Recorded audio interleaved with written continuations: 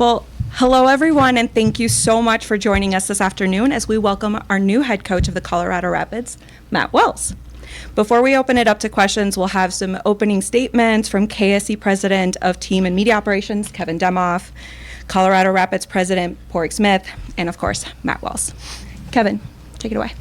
I didn't know I got to lead it off, but it's an honor. It was about 2 months ago, Pádraig and I were downstairs talking about the vision for a new manager for the Rapids, new leadership, a new era, and describing the qualities that we thought would help us transition to the next phase for this club. And I could not be more excited to be sitting alongside Matt Wells as the new manager for the Rapids, who I think checks every box we wanted tactically from a leadership position, and most importantly, I think for a growth position for the Rapids as we look for this next age, as we hit our 30th year, and really what will be such an important season for the Rapids moving forward, especially as we begin the transition to the MLS new calendar and kind of being on the international circuit. So, this is one that I think when you envision what it is about getting it right, not taking a chance on someone who hasn't had a chance to manage, but more importantly, seeking that next phase of leadership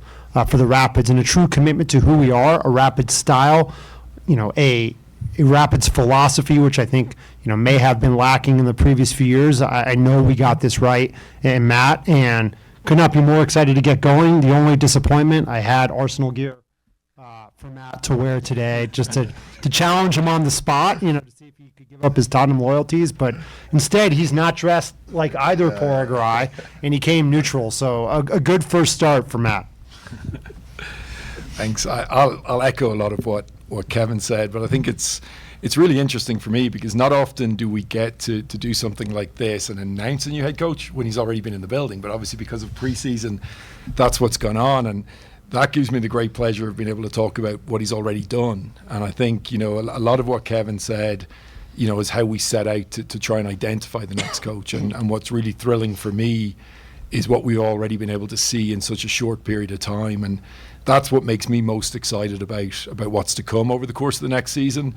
As Kevin said, all the boxes ticked here, and that's hugely exciting for us. But then when you see what it means to the players, when you see their reaction, even if they are calling you a little bit crazy, it's all in a brilliant way because of what Matt has already shown them is possible. And I think that's been a huge breakthrough for this young group. And I know hopefully some people have seen the highlights from the game on Saturday, but if that's an indication of what's to come, we're in for an incredibly exciting year, and we're thrilled that Matt is at the helm of the team. I didn't write those introductions, but I think the guys absolutely nailed it. No, listen, I'm so excited to be here. Obviously, seeing you guys on Zoom for the last month or so has been quite an experience. But yeah, great to be here now. We had a wonderful training camp. Now excited to get back to work here in Denver and create something special. That's why I'm here. I want to create a dominant football team that plays exciting football, and we've started the journey for that, but a long way to go. But very excited to be here. Thank you. As we open it up for questions, Amelia will have the mic, but just please make sure, if it's your first question, to introduce yourself and your outlet, obviously, as Matt is still new and learning everyone's faces. So yes, if you have a question, please raise your hand. Hey Matt, Keith Richards, Team MDS Media. Good to finally see you in person. Yeah, how's it going, Keith? Good. I guess I want to start off with the fresh news that Miguel Navarro has been, reacquired by the team. What brought that about? Has the team, this is more of a question for Pádraig. What brought that about? Has the team followed him down in Argentina, and what made you finally decide to pull the trigger on that? Yeah, I think there's a couple of things. We certainly followed him. That's something we do with all of those talented players that are, have been in MLS and certainly players that have been with the club before, even if he didn't suit up for us at that particular point in time. I think our approach to the roster build this year was pretty clear. As we went through the process with Matt, we spent hours, many hours looking at each of the players and looking at and asking Matt, which players he felt suited and where he felt the gaps were. And I think what we did, pre the holiday period, even before Matt really got, was announced or was fully on board, but we knew behind the scenes that Matt was coming, we worked on acquiring two players for positions that were immediate needs as far as we were concerned, as far as Matt was concerned. And that was obviously the defensive midfield position that we filled with Hamzat, and critically a left-footed right winger, with pace and power, and we obviously achieved that with Dante Seeley. The plan at that point was very much to give Matt the preseason and allow Matt to kind of work with the players up close and really see who did fit and who could execute the game model and the demands that Matt has, because they're tough, they're strenuous demands, both physically, mentally, technically, tactically. So it was really important to us that to get this right, Matt was going to need to spend time around that, and we've identified a number of positions now that we need to reinforce. We need to make sure that there's good competition there. And I think once we looked at our left back and identified that as being an area where we wanted to have somebody else in there to provide additional competition, Miguel was a very easy choice for us. He's somebody that knows the league well. He's somebody who's really excelled for Venezuela at the national team level as well, and has played in very, very high level of competition there. In fact, he's a green card holder, so he's domestic status within MLS, within the salary cap position. And again, we'd already done a lot of due diligence on Miguel. We knew him very well. We know the type of character and mentality he has. And as you all know, that's something that's incredibly important for us. So, our scouting team, again, we're able to prepare that. Matt was able to take a look, and we're like, yes, this is a player that we want to bring in to reinforce the group.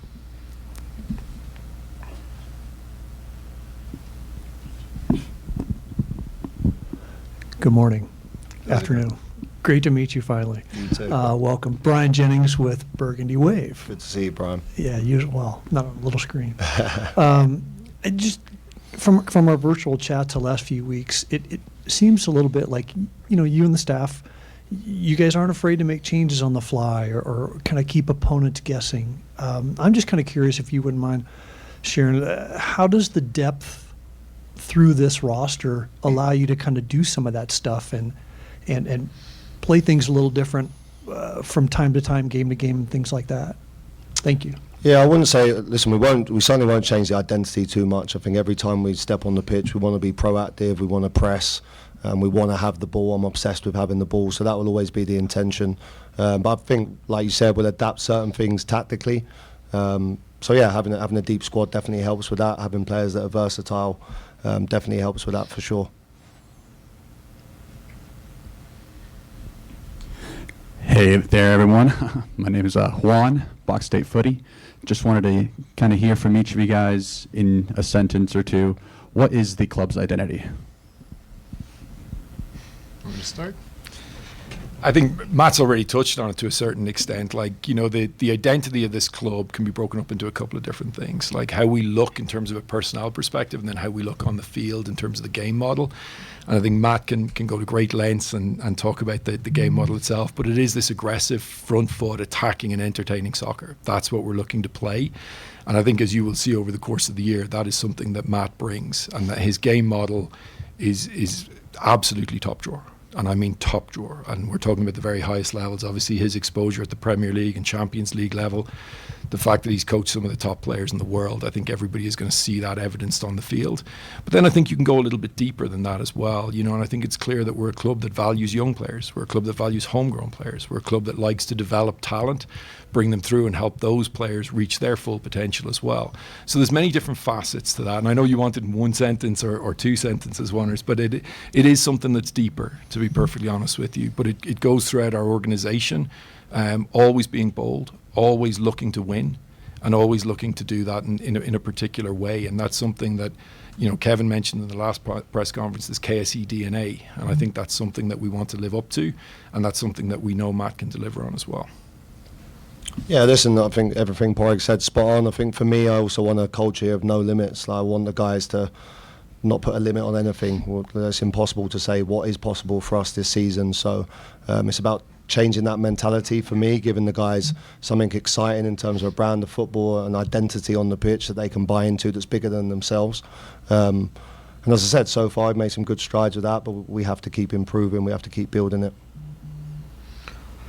I think as Pádraig mentioned and Matt just mentioned, for me it is having the Rapids be within the KSE DNA, right? Having young, talented leadership at the coaching positions, really growing through, I think as Pádraig said, where it may be draft and develop with other clubs. Here it's finding young talent, and whether it's going them through the academy, through Rapids 2, and ultimately giving them playing time with the Rapids. It's being unique, right? I think fundamentally at our core, if you're doing the same as everybody else, you're going to get average results, right? There's just no way in any sport, no matter which sport you pick that we play in, that doing what everybody else does can get you ahead. There's no chance that you're going to be better at every position on the roster, coaching staff, front office, training staff, equipment, than everybody else. Where you can get an advantage is doing things differently and getting to the spots ahead of the curve before the rest of the leagues do. And I think that's where bringing in fresh ideas, that's where being younger can really help us grow and develop, and then sticking with that through time, not just getting halfway through a process and giving up on it, but really being committed to what you believe in, to doubling down and making sure that we know within this building what's expected out of all of us from each other, being able to communicate that and truly believing in one another and offering that support along the way to get the results we want, because it's going to be process first and then the results will come after that. I think, sorry, can I just add on that? We saw in the Orlando games, I did the debrief this morning with the guys, we conceded a goal, and then 1 minute, 31 seconds later, we scored a goal. And that for me is the answers are in our football. We get back on the wagon, we play our football, we go to attack, we go to score goals. I think all of that links to the mentality and us as a wider organisation.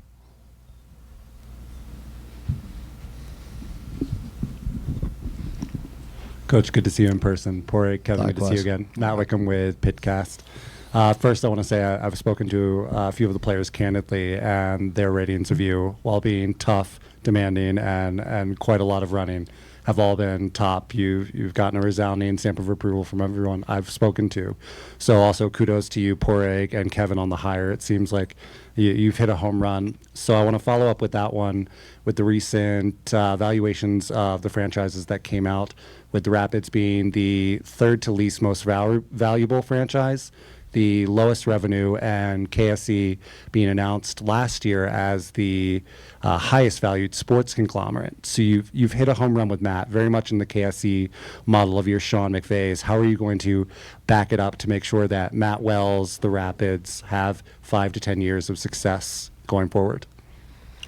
Look, I think the most important thing is getting the sports right? Whatever sport you're in, it's getting the product correct, and it's giving fans something they can believe in, know with, and identify. From there, revenue follows success.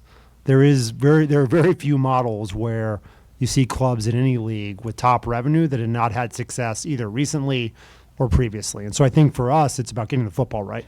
It's about getting the manager hire right. Then it's about building the fan experience, right? Building the fan experience around ritual, around fandom, about making people want to come to games, especially here at Dick's Sporting Goods Park, right? How do you get 17,000 people in this building each and every home game to get a huge home advantage, right? Once you build that, then it's about building the following beyond. And we're so fortunate to have a large youth base. How do we get more people playing soccer here within Colorado? Then how do you grow them into fans? How do you grow them into MLS fans? How do you grow them into global soccer fans? I think it's tapping into all of those. Focusing on revenue, focusing on growing valuations is the absolute wrong way to grow your valuation. The best way to grow your valuation is to build a meaningful club that succeeds on the pitch and reaches fans off the pitch. If you're doing those things, everything else will come in time. And when you look at the KSE system, it's great to on paper be the highest valued sports entertainment, conglomerate. It's really meaningless if it's not planning on being sold anytime. I don't think anybody comes to the match because we're the highest valued franchise or the highest valued conglomerate, right? I think conversely, it's up to us, and especially I think within the KSE system, to show where the Rapids belong. I think this is the greatest growth story within KSE right now. When you look at this opportunity, exactly where you said, we have to own where we are, in the valuations. While I will quibble with valuations all day long in every sport, I think they're usually right directionally, right? Where you rank within the league, in any league, is probably usually fairly accurate. We can all talk about the metrics, we can talk about how they do it, but ultimately they're applying the same to each, right? And so for us, it's embarrassing to be where we are. We should not be there as KSE. And that's on us to make sure we get it right. But it's also why this is a process. This is about building the right way. And I can tell from the last press conference that there's skepticism in the fan base about whether we'll deliver. That's fine. That's earned. We've earned that over time. That skepticism is deserved. What it's up to us to do right now is to put a great product on the pitch, to support that with the right marketing initiatives, the right ways to draw a fan base in, to make this the best experience we can in MLS. And yes, we don't have a brand new shiny stadium, but that doesn't mean this place can't be packed and rocking. You see it for the U.S. men's national team. You see it for the U.S. women's national team. We know this is a great soccer state. We know this is a great soccer city. We've seen the enthusiasm around the match at Mile High. We have to deliver that into a version that our fans and our supporters know what to expect of us each and every time we enter the pitch and each and every time we launch an initiative. And so for that consistency, that excitement, we can build here. And I think it's a great challenge and a great opportunity, but it's also reflective of we've got work to do.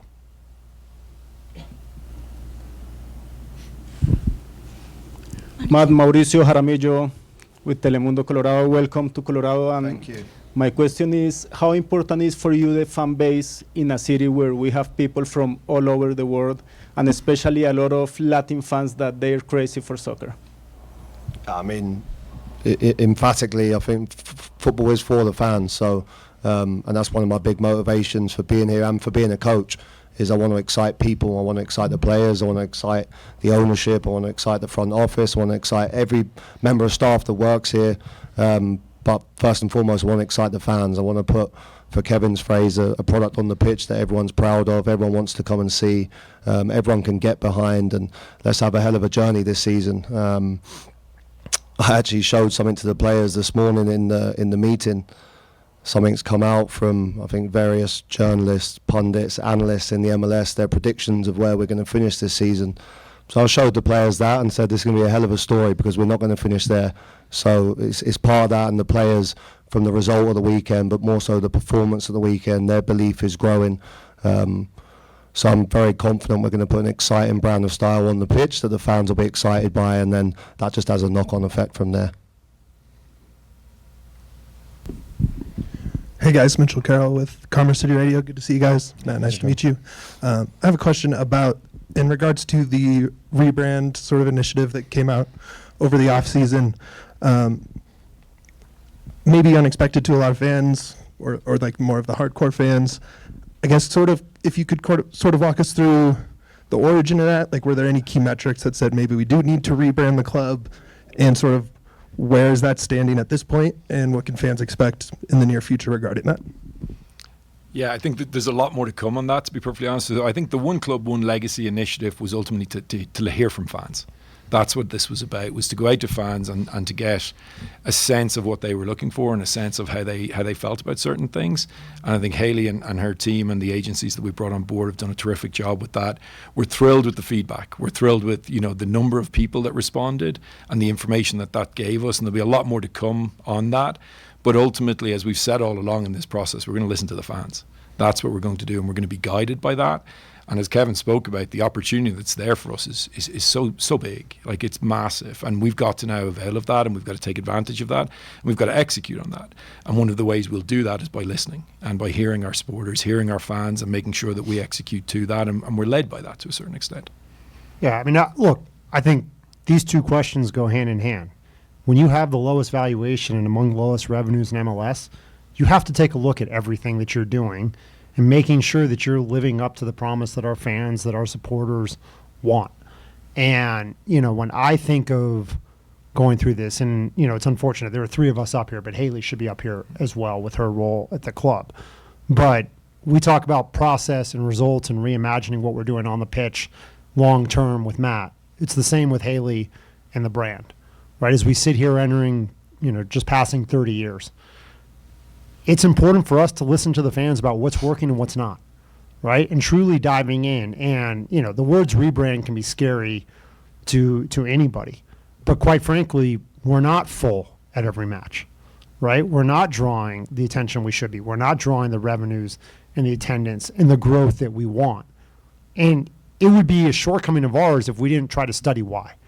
Are there answers within what the fans are telling us that are holding us back as a club? It's easy to say, hey, you didn't make the playoffs, so you lost some season ticket. That's surface level. At our core DNA, we should always be trying to be creative, to reimagine who we are and where we're going and where we can be. And I think that is behind the One Club, One Legacy, is getting that feedback, trying to understand, exactly what our fans want to hear, not just about the game day experience, not just about the food or the scoreboard or the parking. It's truly about what makes the Rapids special. And how do we bottle that up? How do we distill that? And then how do we spread that throughout the community in a meaningful way? And if there are changes, whether it's the crest, whether it's the colors, those are things that we want to understand and get the feedback on, because, and I think as Haley said, this is going to be fan-driven and fan-led. But you have to ask the questions. You're not doing your job as any franchise if you're not constantly questioning what you get right, how we get better, what we're doing. We do the same with the Avalanche. We do the same with the Nuggets. To me, it's always about striving for better on the pitch and off the pitch. And I think this is a great way to start, even though I think it probably raises more alarm bells, because when I look at the Rapids, great core support. How do we grow that beyond a core support and to become bigger in this market? We owe that to our players. We owe that to our staff. We owe that to our fans, and ultimately to ourselves, to make sure that we're doing everything we can to grow this brand and grow this franchise, ultimately to get back to provide the support for 5 to 10 years the Madden and the players are going to need. So that when people look back and they say, and I saw those rankings too, from the MLS media, this turnaround story, where did it start? We know where it starts on the pitch. Where can we start it off the pitch? It starts with Haley and her group truly reimagining the fan experience, listening to the fans, and making sure we're diving into that. All right, we're going to move to some questions from some individuals on Zoom. First and foremost, I will read off this question we have from Brendan Plone from the Burgundy Wave. This is for Kevin and Pádraig. What progress has been made during the off-season, so similar to this, during the off-season from an infrastructure perspective? And it's a two-parter. Also, what were the conversations with the Summit like planning the games that they will play here at Dick's Sporting Goods Park?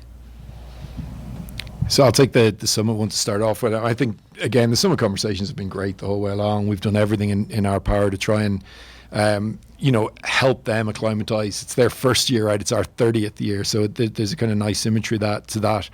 But we've done a lot with them, whether it's just, answering some general questions for them, obviously enabling them to come in here and hosting them for some games. Our U14 or U15 team will scrimmage against them in preparation for the season. So we're doing everything we can to try and help them set up, because it's difficult. It's not easy, but obviously we want them to succeed, and we're going to continue to help with them. From an infrastructure perspective, I think it almost touches on exactly what Kevin said previously in terms of listening and the work that Haley and her group have done to again try and put in place something that can provide the customer experience that we're looking to provide. And I think these questions, as Kevin has said, they are all linked, and that's up to us now to go and deliver on that, to make sure that we've got the product on the field, the exciting football, the entertaining football, the winning football that we know is going to draw fans, and then providing a game day experience that they're going to really enjoy, and that's going to have them coming back time and time again, so that we can fill out the building and have 17,000 people supporting the team and creating an atmosphere that I think we all want and that our fans, I think, are going to really enjoy. So there's more to come in that in the coming days and weeks as we announce certain things that we are changing. And again, like with the One Club, One Legacy, I think that will all become clear in time. And I think it's well said. I'll add on the Summit, when we were in Los Angeles with the Rams, when Angel City started up, know their founding group well. And they found themselves without a practice facility, 2 months before the season. We opened the doors and gave them the Rams practice facility for that first year. They ultimately wound up taking it over when we left. So we know the experience of being a startup club in the NWSL, the great opportunity and success that the Summit are having, but also the challenges that come, especially when you're given less than a year really to build a club and start. So we're thrilled to be able to jump in and help. I think it'll be a great experience for them and a great experience for us, and we want to see them have as much success as they can. Thank you. Then I have a question here from Braden Norris at the Denver Post. Matt, how much of Saturday's win was an indication that tactics and play style are starting to stick with the group, and how quickly are you expecting that to translate into the results of the regular season? Yeah, not so much the result. I don't think that was indicative of anything necessarily other than we wanted to win. It was the first game of pre-season that we actually prepared for as a game. In terms of studying the opposition, training a little bit on the opposition, physically tapering off a little bit in the build-up to the game. So it was a good indication for me of where the group is at. Some good stuff. definitely lots to improve, and we still have to keep pushing. I'm always keen to stress that, I know. But I think for me, the most pleasing thing was the guys took massive belief from the performance, because I think up until now I've been trying to convince them that we can be a dominant team, we will be a dominant team, and ultimately that's my words. But so for them to feel it on the pitch is a massive step forward. But we have to keep pushing. Thank you, of course. And then another one from the Zoom from Eamon Shaw at the Burgundy Wave. Pádraig, what can we expect from the rest of this transfer window? How does the club plan to spend the funds from the Cole Bassett sale? Yeah, there's still more to come. There's no doubt about that. And I think this is a really interesting season because of the World Cup break. There's only 14, 15 games for teams before the mid-season transfer window, which is obviously a larger global transfer window and provides increased opportunities to bring in players. So I think one of the things that Matt, myself, and our scouting group have talked a lot about is making sure that we get the right players. You know, that's absolutely critical here. I think we've already shown and already spoken about the fact that we have a lot of confidence. We like the base of this roster. We really do. I think now that Matt has had the chance to work with them for 6 or 7 weeks, it's clear the areas that we need to improve in. And we've got targets in those areas. We're involved in active negotiations for a centre-back, active negotiations to add another winger to the group as well, and we may add one other position over the coming days too. So we're certainly looking to strengthen again, but it's a very, very tailored, very specific approach, because the positional profiles that are required to execute on Matt's game model, they're very specific. You know, so it's a particular type of player that marries them with the character and the mentality that we obviously prioritise here at the club.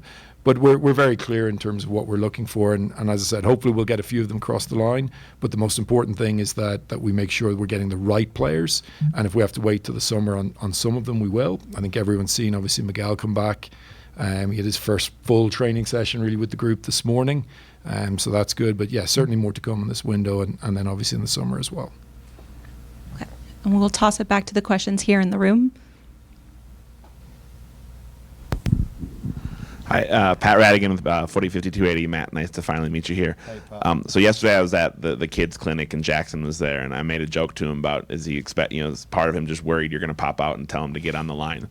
And he at first he made a little joke about it, but then immediately just kind of like snapped in and started talking about the same thing you're saying, the dominant part of it and the game model. And I wanted to remind him, hey, this is a kids clinic. I didn't but just that notion of how much the players have just embraced it, because obviously you can tell them things, you can deliver a message, but just when it comes to mentality, kind of the subconscious nature of just adapting to the mentality. What have you seen from the start of training camp to now being in game week, and how important is that part of it? Just the players believing it in their bones rather than having to be something they express.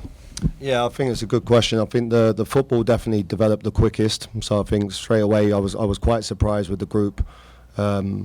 How quickly they picked things up from a football perspective, and some of the stuff we were witnessing in training on sort of day 5, day 6, day 7 really surprised me in a positive way. But I think that what was frustrating me was the mentality side of things, that we played a couple of early games and I didn't feel like we looked like a big team. We were still too reactive in moments, and we were allowing the other team to take control of certain situations on the pitch. We were playing our football but without true belief in it. So to hear that from Jackson's positive, as I say, I think the Orlando game was a massive step forward. It has to be, because it was such an emphatic performance and an emphatic result.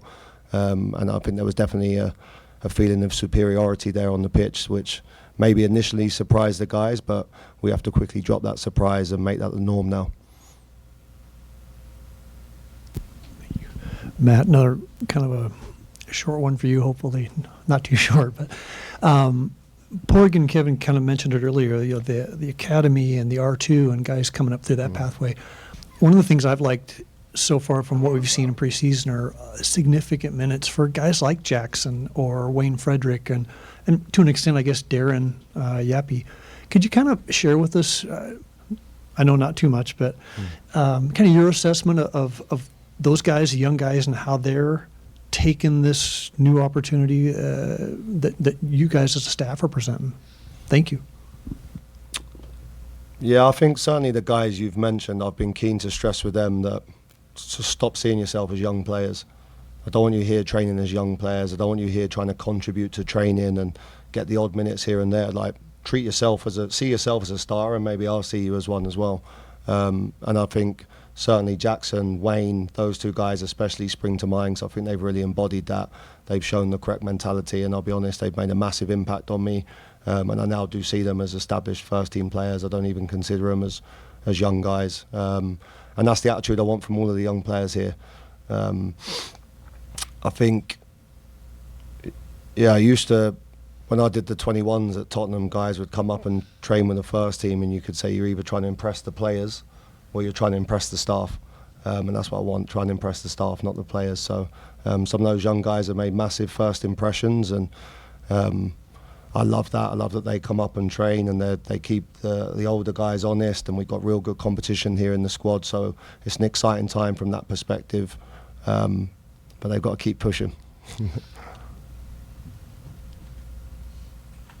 Matt, obviously coming over from a club like Tottenham, involved in multiple competitions a year, European competitions, you probably don't have a lot of time for other leagues to pay attention to, but your view of the MLS before, this job opportunity comes up, how exposed to it were you? How much, what was sort of your overall view of the league, of the club, and then how much has that changed in the almost 2 months since your hire?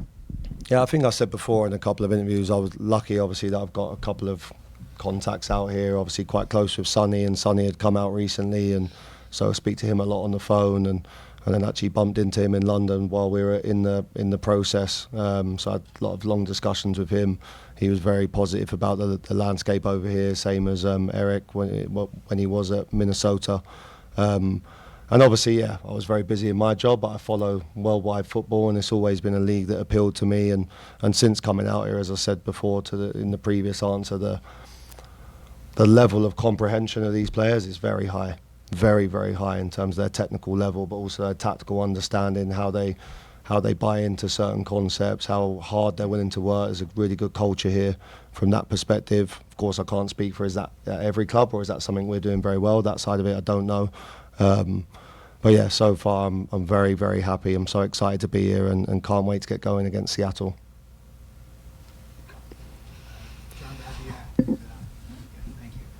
John Babiak, old school photojournalist with the baby. And question for Coach Wells. Who would you say stands out as a leader on your squad over the course of the last 7-8 weeks that you've been with him? And then following up on that, if you were a betting man, who would you see as your emerging captain? And walk us through how that selection process is actually made. Thank you.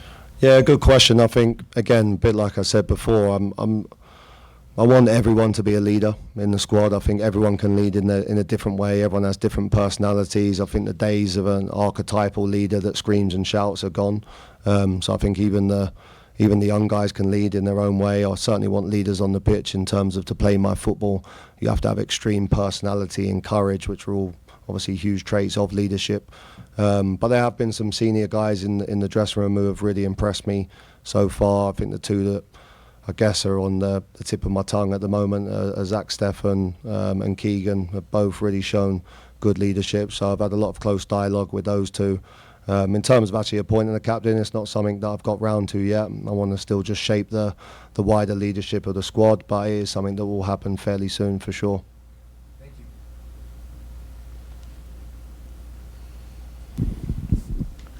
you. Matt, you mentioned seeing the predictions from the MLS site and not being thrilled with it necessarily, but I guess my question is, being at the gaffer spot for the first 2 months, has being head manager on a team been anything that you've expected? Has there been something that you didn't expect? Like, what has your experience been in your first head manager position? No, I mean, first of all, I definitely wasn't unhappy to see the rankings of this. That's totally fine to me. I think if anything, I see that as an exciting opportunity to. There's nothing I like more than proving people wrong, and for me, that's just going to add to the storyline. And that's exactly what I said to the players this morning. I'd like to think anyone who was sat in the stadium on Saturday night might have a slightly different prediction off the back of watching, not the result, because results can go either way. It's football, it's a low-scoring game, there's random events, anything can happen. But certainly the flow of the game and the dominance that we had in the game, we certainly didn't look like a team to me that will finish that low in the table.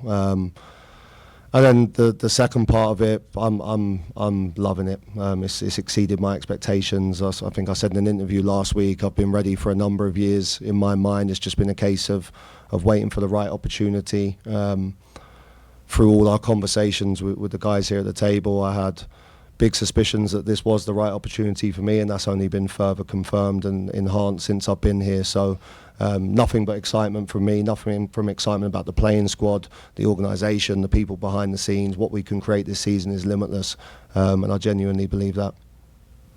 I think to back up Matt's point, Dax McCarthy already admitted on Saturday night he made a mistake. Okay. He was at the game, and I think he was pretty clear that he got that one wrong. This question's for Kevin. The last time we heard from you from this kind of forum, you said that the bar was to compete for an MLS Cup. Can you define what that means and what a successful season of the 2026 looks like? Look, I think a successful season, I'm probably coming at it from a different perspective than 2 months ago, having just finished a season in the NFL in which we were, lost in the NFC Championship, and you're trying to grapple with whether it was a successful season or not. And in a world where 1 out of 30 goes home happy. But I think our expectation is to compete for an MLS Cup. And a successful season is taking meaningful steps in that direction and being in that conversation, right? And it's not where you start, it's not where people expect, but those are our expectations for a club. And I think the same way, Matt just talked about, players can't talk about themselves being young. They have to see themselves as being first teamers and being leaders. We talked about this in the last press conference. Champions act like champions before they're champions. And that's the mentality that this group has to take, both on the pitch and off the pitch. And there's no reason to water down expectations just because others have.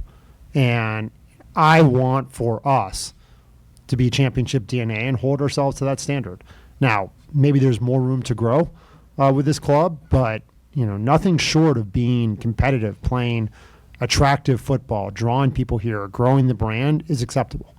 And, I think there's no reason to lower the bar. I think for too long, I don't want to say internally we've lowered the bar, but we've been willing to take, mediocrity as success. And for me, that's not an option. And I think for ownership and for KSE, mediocrity is not an option. There are different ways of looking at it, but I expect this team to grow. And by the time we're having this conversation next year, these players have developed, the system's developed, and people know exactly what to expect out of the Rapids. And I think that's a meaningful season. A successful season is one in which we truly compete.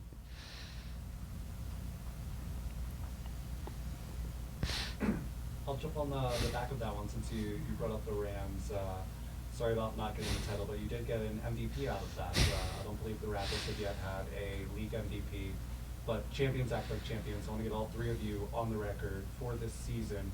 Who do you think is going to be the Rapids' offensive player of the year, defensive player of the year, rookie of the year, and the first player to have a chance at the MLS MVP from Commerce City, Colorado? I'll go first. This is going to sound boring, and it's not the answer you want, Matt, and I understand that. But again, this group is going to win as a team. That's the reality of it. And MVPs are incredible. I don't know Matthew Stafford, so Kevin will have to confirm this, but I'm pretty certain someone like Matthew Stafford would give up the MVP for a ring every single day of the week, right? The same thing applies for us. I think the beauty of a club like this and the beauty of what we've been building and what we're going to continue to build is the group that's down there and the group that now Matt is going to, lead. The character, the mentality, the spirit within that group is really strong. And I think one of the things, there were many things to come out of preseason for me, but one of the things that will be etched in my memory is those last minute, the end of training sessions, and Matt then says, okay, get on the line. Many teams would have quit.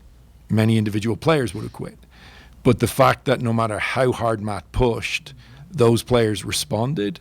And within that, individual players responded by bringing others with them.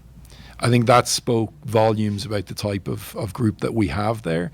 And again, I don't think if you asked any single player down there if they would want to be MVP or if they would want a title, I don't think they would hesitate for a single second in terms of what they would want, and that's to win a title. That's what every single person here wants, and that's what every single person here is driven towards day in and day out. We have exceptional talent in this roster. There's no doubt about that. There's incredible individual talent in that. But, you know, Paxton Aronson isn't going to be worried that he didn't score on Saturday night. Not a concern of his at all. What he's looking at is, did he contribute to the performance of the team? Did he contribute to executing against the plan that Matt had set out? And did the team walk off the field with, 3 points? That's right. I know it's a preseason game, but did we walk off with the win? That's what's important. And I think over the course of the year, what you're going to see is a group, and I mean a group, not just 11 players. This is going to have to run 16, 17, 18 deep, and then ultimately the entire 23 and beyond that, because we know there's going to be guys from the second team that will also contribute to this. That's where the success is going to come from. That's what we're looking to build here. And individual honours that come with that are fantastic. Like, who would rule out a Paxton Aronson? Not me. Who would rule out a Zach Steffen? Not me. Darren Yappy, like the strides he's made with the structure that Matt's given him, incredible. These young players coming through, it's terrific to see, it really is. But ultimately, the goal here is to win MLS Cup. And what we do have down there is a group that is together, a group that is willing to work for each other, willing to sacrifice for each other. And what I've seen in 6 short weeks is a group that truly believes in the game model that Matt's put in front of them. And again, to do what they did, I mean, it's going to shock people, but the output, the physical output from this offseason is 2x last year's output, which is staggering, absolutely staggering. But again, I think it shows that one of the things that Matt's unlocked already is showing these players that they didn't quite understand where their limits were. Matt said no limits. That's what he's proven to them already in preseason, is that that's what they can do collectively when they're in it together. And again, that image of a couple of players dragging a few through saying, come on, we're going to finish this off, that's going to stay with me for quite some time. I think it's testament to the work that Matt and the group have done already down there, and I think it's going to stand us in good stead. There's not going to be a lot of teams who are going to enjoy coming here and trying to match us at altitude. That I can tell you for sure. So it's probably not the answer you wanted. It's probably a boring answer, but it's the truth in my mind. Yeah, I think both are linked. I want both. I want to win the whole thing, and I want the guys. I'll be disappointed if the guys aren't up for individual accolades, like in the style of football we're going to play. I think the platform is there for them to go and have big seasons all across the pitch. I think the weekend, Paxton 2 assists. Yeah. Paxton 2 assists. Rafa 2 goals. Dante Seeley assist. Yaps assist and goal. One. So I think there's definitely the football we're going to play. The front guys are going to have a chance to get good numbers. But then at the same time, on the other end of the pitch, you've got a back four consisting of Jackson, Noah Cobb, Lucas Harrington, and then, Keegan gave a bit of seniority and maturity back there. But you look at the age of these guys, and I was disappointed with the goal we conceded, but it was a direct free kick. We made a mistake, but in terms of open play, not conceding any goals, the way we worked as a team, how aggressive we were on the press, how compact we were in the middle of the pitch, tactically, carrying out the game plan almost to perfection. So I think the platform's there for the guys to go and embrace it and show themselves individually as part of the collective. I guess these guys hosed me by not answering and leaving me to be the one to come up with the name. So, look, I think, I was thinking through, I'm glad I went last, how I would answer this. But I actually think if you look at our other football club, Arsenal, it's a great example. They're atop the Premier League right now. Nobody's leading statistically. If you look at Premier League, I think as a couple of weeks ago, no one had more than 5 goals in Premier League play. It was a team effort. And this is probably, tough for Matt to hear a little bit. But right now, they're leading the league in goals conceded, leading the league in goal differential. It's about your team. And, the star of the team is always the team. And I think if you have success, individual accolades come from that. And I think if you want to compare it to the Rams, Matthew Stafford won MVP because we were the number one offense. And because of Puka Nacua, because Devontae Adams led the league in receiving touchdowns, because we led the league in rushing success. All of those things contributed to Matthew Stafford winning MVP. And it's a different, I think, completely different sport when you're looking at a quarterback and the recognition that they get overall. And I think you see it with our other teams, whether, we have a credible chance for Nathan McKinnon, I think, to go win MVP. Hopefully Nicola can play the remainder of the stretch and put his name in there. But, people remember who wins titles, they forget who wins MVPs.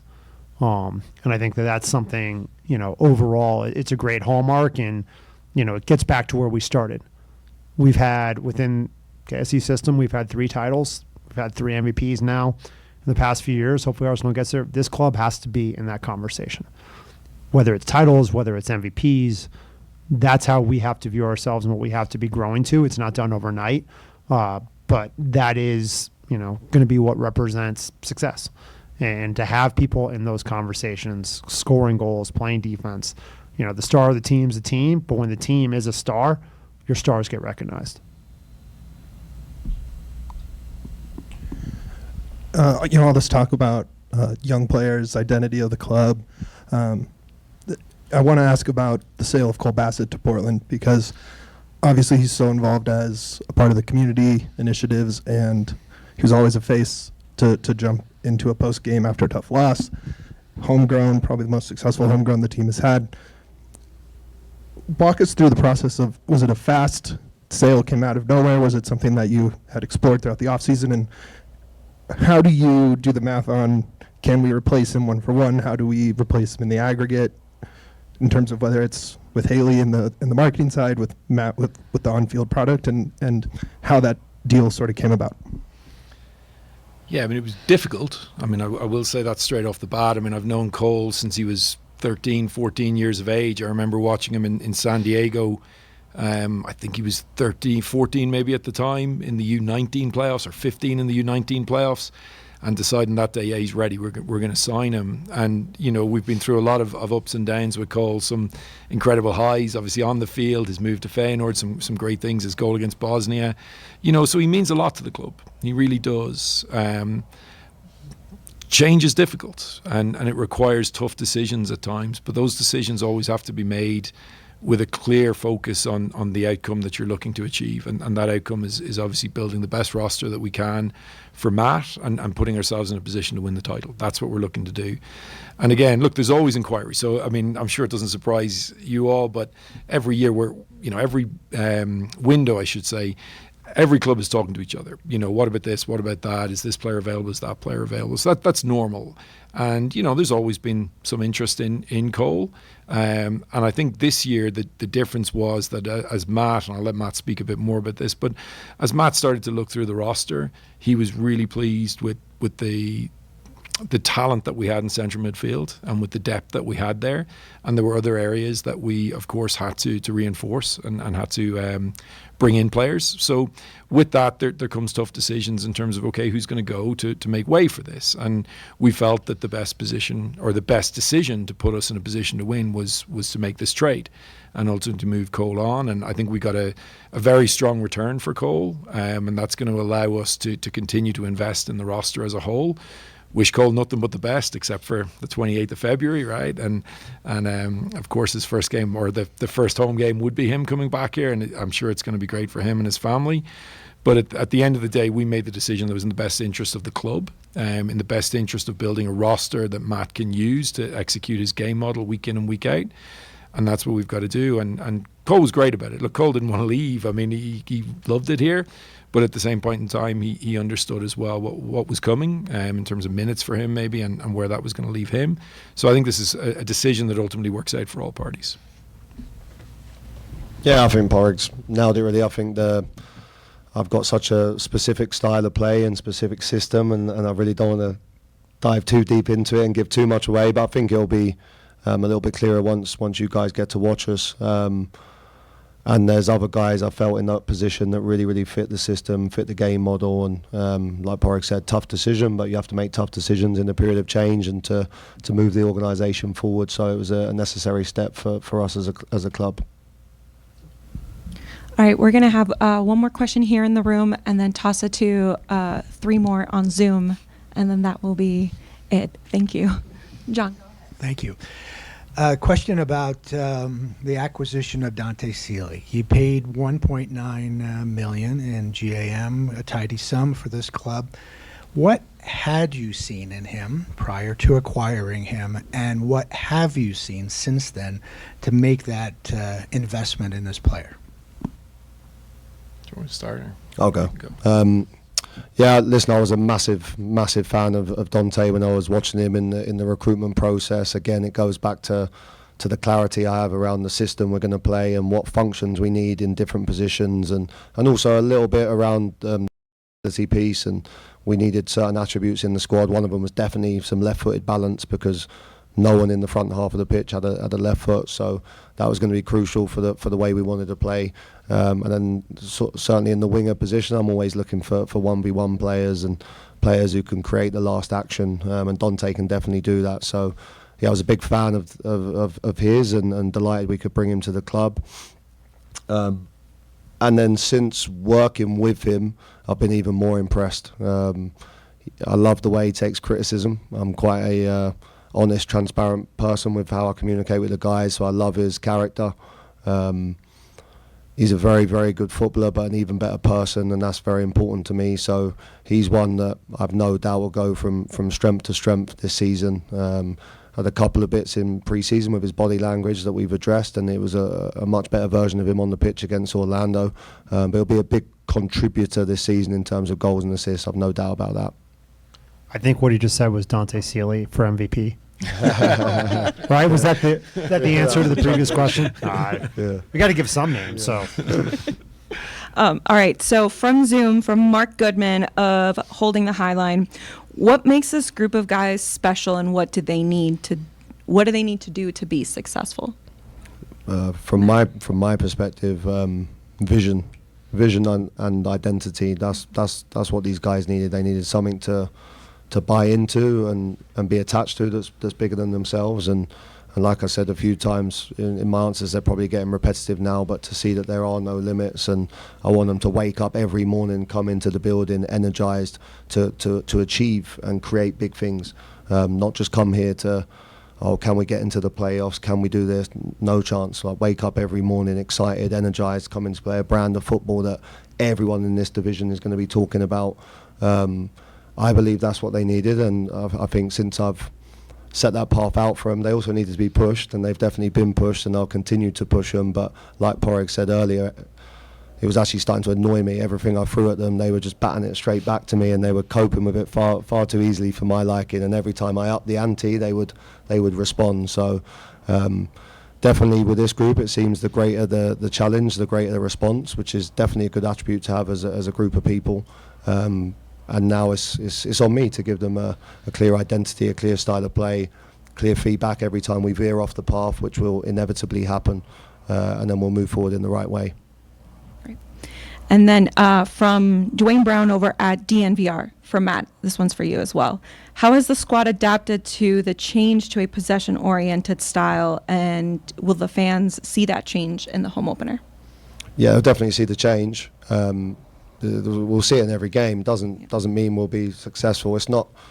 I don't want to make the mistake, and I think I've translated it well to the players. I don't want them to believe that possession gives you anything in the game. It doesn't. When I talk about control, say that the Columbus game was a good example. We had complete control of the game. If we had stats on that, we probably had 65% of the ball, but we had about 7 shots, which is nowhere near enough, and Columbus had outshot us, so we didn't have control of that game. Control for me is we create lots of goal scoring opportunities and we concede little.